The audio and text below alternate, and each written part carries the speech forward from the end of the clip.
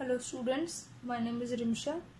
I am teacher of class 6th from Yardley International School. कल हम ये chapter पढ़ रहे थे हिंदी का, चैप्टर नंबर 2। फर्स्ट चैप्टर आपका कंप्लीट हो चुका था। आपसे मैंने उसके क्वेश्चन आंसर्स करने के लिए बोले थे अपनी लैंग्वेज में लिखने के लिए। कल मैंने आपको बताया भी था और MCQs भी करने थे आपको, ठीक है, ये वाले। आई होप आपने कर लिए होंगे अपने नोटबुक के अंदर ये क्वेश्चंस। नेक्स्ट चैप्टर हमने कल स्टार्ट कर दिया था, जिसका नाम है नीम हकीम खतराए जान, ठीक है। स्टार्टिंग में हमने पढ़ा था, ये आदमी अपने बारे में बता रहा है कि वो एक हेल्दी इंसान है, बहुत हेल्दी आदमी है, ठीक है। उसे देखकर कोई नहीं कह सकता कि वो बीमार है। तो वो चाहता था कि वो भी बीमार हो और उससे लोग पूछें, अलग अलग डिफरेंट चीज़ की खाने के लिए उससे लोग पूछें और उससे लोग उसकी तबीयत पूछें, उससे दवाई के बारे में पूछें। तो वो ऐसा चाहता था। नेक्स्ट में वो अपने डे के बारे में बता रहा है, किसी दिन के बारे में बता रहा है कि वो एक दिन हॉकी खेलकर आया और वो नहाने चला गया। उसे जल्दी खाना खाने की आदत थी, लेकिन उस दिन वो बाहर से कुछ खाकर आया था, तो इसलिए उसको भूख नहीं लगी थी। उसकी पत्नी ने उससे खाने के लिए बोला, तो उसने मना कर दिया। तो उसकी पत्नी ने बोला कि चाहे आपको थोड़ा ही खाना है तो आप थोड़ा ही खा लो, क्योंकि उसके बाद उसे कहीं बाहर जाना था, ठीक है। तो हमने यहाँ से पढ़ी थी। उन्होंने कहा, विशेष न सही, साधारण ही सही, मुझे बाहर जाना है, तुम अभी खा लेते तो अच्छा था। मतलब कि अगर तुम्हें ज़्यादा भूख नहीं है, थोड़ी भी भूख है, तो तुम अभी खा लो तो अच्छा रहेगा, क्योंकि उसे उसकी पत्नी को कहीं बाहर जाना था। संभव है मेरे आने में देर हो। तो उसने कहा कि ऐसा हो सकता है कि मुझे आने में थोड़ी देर हो जाए, फिर तो अगर तुम्हें भूख लगने लगी फिर तुम भूखे रहोगे। तो इससे अच्छा है कि अगर थोड़ी भी भूख है तो तुम थोड़ा सा ही खाना खा लो, ताकि अगर मुझे देर भी हो जाए तो तुम्हें भूख ना लगे। मैंने फिर इनकार नहीं करा। फिर मैंने, मतलब जो आदमी है उसने फिर मना नहीं करा कि ठीक है मैं खा लेता हूँ। उस दिन थोड़ा ही खाया, मतलब उसने थोड़ा ही खाना खाया, ज्यादा नहीं खाया। जितनी भूख के हिसाब से वो खाता था उससे कम ही खाना खाया। 12 पूरियां थी और वही रोज वाली आधा पाव मलाई खा चुकने के बाद पता चला कि प्रसाद जी मतलब जयशंकर प्रसाद, जो कि एक लेखक भी हैं, प्रसाद जी के यहाँ बाग बाजार का रसगुल्ला आया है। मतलब सिर्फ उसने उसके हिसाब से उसने थोड़ा ही खाया, थोड़ा खाने में भी उसने 12 पूरियां खाई और आधा पाव, मतलब थोड़ी सी पाव भर मलाई खाई। और उसके बाद उसे पता चला कि जो जयशंकर प्रसाद हैं उनके यहाँ बाजार में रसगुल्ला आए हुए हैं, ठीक है। खाना तो होगा ही, कल तक संभव है खट्टा हो जाए। मतलब वो कह रहा है कि अभी जो ये आए हुए हैं प्रसाद जी के यहाँ से, जो उनके घर पर रसगुल्ला आए हुए हैं, वो कह रहा है कि खाने तो पड़ेंगे ही। अगर मैं इन्हें आज नहीं खाऊंगा तो कल तक तो फिर वो खट्टे हो जाएंगे, कल तक तो वो खराब हो जाएंगे, तो इसलिए मुझे आज ही खाने पड़ेंगे। वो भूख ना लगने पर वो 12 पूरियां खा गया और उसके बाद इतनी सारी मलाई खा ली। उसके बाद उसे रसगुल्ले भी खाने पड़े, क्योंकि उसे ऐसा लगा कि अगर रसगुल्ले नहीं खाऊंगा तो कल तक वो रसगुल्ले खट्टे हो जाएंगे।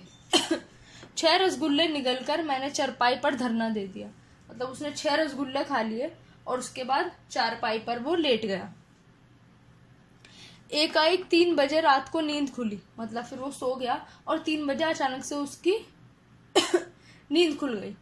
नाभि के नीचे दाहिनी ओर पेट में मालूम पड़ता है कोई बड़ी बड़ी सुइयां लेकर कोंच रहा है। उसके 3 बजे आंख खुली तो उसे ऐसा लगा नाभि के नीचे दाहिनी ओर, ठीक है, तब राइट हैंड साइड पे उसके पेट में दर्द हो रहा होता है बहुत ज्यादा। उसे ऐसा लगता है कि जैसे कोई बड़ी बड़ी सुइयां उसके पेट के अंदर घुसा रहा है, उसे ऐसा महसूस हो रहा था।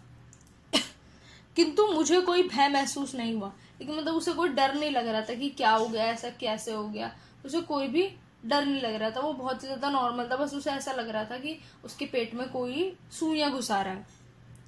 क्योंकि ऐसे ही समय के लिए रोगों का रामबाण अमृत धारा की एक शीशी सदा मेरे पास रहती थी। क्योंकि वो एक तरह की दवाई रखता था जिसका नाम था अमृत धारा, वो हमेशा अपने पास रखता था। रोगों का रामबाण मतलब होता है हर बीमारी का इलाज। उसको लगता था अमृत धारा एक कोई दवाई होगी, उसे लगता था कि हर बीमारी का इलाज है। तो वो अमृत धारा की एक शीशी हमेशा अपने पास रखता था कि जब भी कुछ हो तो मैं उस दवाई को खा लूं। मैंने तुरंत ही उसकी कुछ बूंदें पान की। मतलब तभी जैसे उसके थोड़ा सा दर्द महसूस हुआ, उसने अपने अमृत धारा की शीशी निकाली और उसकी एक दो बूंदें, कुछ बूंदें उसने पी ली। दोबारा ली, तिबारा ली, सुबह होते होते शीशी समाप्त हो गई। मतलब उसे इतना दर्द हुआ, पहले उसने ली, उसे उससे कोई फर्क नहीं पड़ा। उसने दोबारा ली, तब भी कोई फर्क नहीं पड़ा। उसने फिर तीसरी बार ली, उसे तब भी कोई फर्क नहीं पड़ा।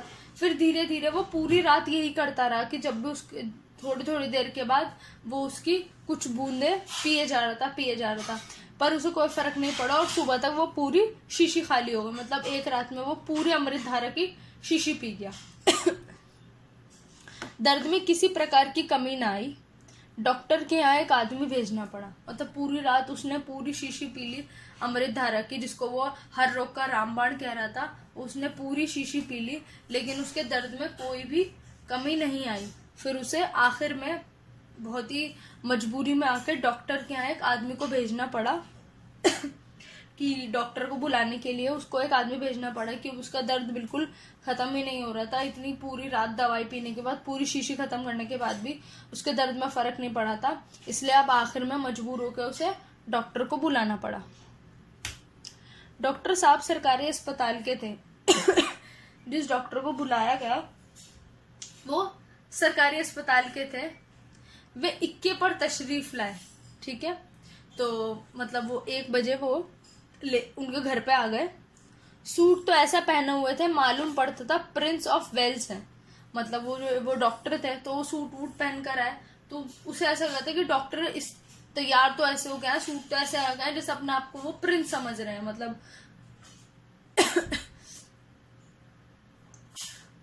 क्या कहते हैं उनको, वो ऐसे प्रिंस की तरह वो तैयार होकर आए हुए थे सूट वूट पहन के।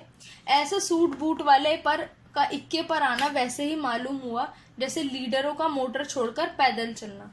ठीक है, तो वो जैसे मतलब वो उसे ऐसा लग रहा था कि इतना सूट वूट पहन कर आए, सूट वूट पहन के ऐसे आए हैं, उस पे रिक्शे पर आए हैं वो। तो उसे ऐसा लग रहा था कि सूट वूट वाला इंसान अगर ऐसे रिक्शों पे आएगा तो ऐसा लग रहा है जैसे कोई बहुत ही बड़ा लीडर है वो पैदल आया है। ठीक मतलब इतना तैयार होकर रिक्शे पर आना उसको थोड़ा अलग सा लगा, अजीब लगा। मैं अपना पूरा हाल कह भी ना पाया। वे बोले, जुबान दिखलाइए। मैं अपनी पूरी, वो जो बीमार था इंसान, वो अपनी पूरी बात कह भी नहीं पाया, समझा भी नहीं पाया कि उसको क्या हो रहा है। वो बीच में ही बोल पड़े। उन्होंने बीच में ही बोला, जुबान दिखलाइए। मतलब अपनी जुबान को बाहर निकालिए, दिखाइए जुबान। मैंने मुंह खोल लिया और उन्होंने जीभ देखी। और मैंने अपना मुंह खोला और अपनी जीभ दिखाई, अपनी जुबान दिखाई, उन्होंने देखी। जीभ देख डॉक्टर महोदय मुस्कुराए, बोले, घबराने की कोई बात नहीं है। उन्होंने मेरी जीभ देखी और एकदम मुस्कुरा पड़े। मुस्कुराने के बाद बोले कि घबराने की कोई बात नहीं है, ऐसी कोई परेशानी की बात नहीं है, तो आप घबराइए मत। दवा पीजिए, 2 खुराक पीते पीते आपका दर्द वैसे ही गायब हो जाएगा जैसे हिंदुस्तान से सोना गायब हो रहा है। तो यहाँ पे डॉक्टर ने एक व्यंग कसा कि आप 2 खुराक पीते ही, 2 बारी की दवाई पीते ही आपका दर्द बिल्कुल गायब हो जाएगा। बिल्कुल इस तरह गायब हो जाएगा जिस तरह हिंदुस्तान से सोना गायब हो रहा है। मतलब जैसे जैसे हिंदुस्तान में सोना कम होता जा रहा है, सोना बिल्कुल खत्म हो गया है, आपका दर्द भी मेरी दवाई की 2 बार मेरी दवाई पीते ही आपका दर्द भी बिल्कुल उसी तरह गायब हो जाएगा। मैं तो दर्द से बेचैन था। उसने बोला कि मैं तो बहुत ज्यादा दर्द से बेचैन था। डॉक्टर साहब साहित्य का मजा लूट रहे थे।